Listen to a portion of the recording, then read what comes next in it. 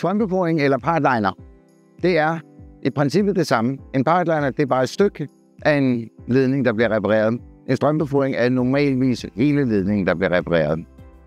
Så pipelineren er en fordel, hvis hvis der er et rørbrud, en reven i et rør, en rotteskade, eller man skal lukke et grenrør af, som man ikke skal bruge mere, så er man fri for at grave det hele op, og så ved at bruge pipeline-systemet.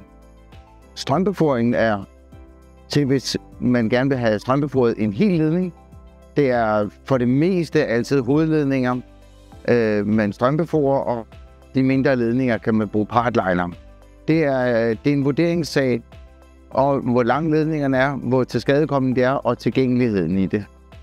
Fordelen ved at bruge strømbeforing pipeliner, det er, at man slipper for at få gravet sin have op, for banke gulv op i sit badeværelse osv.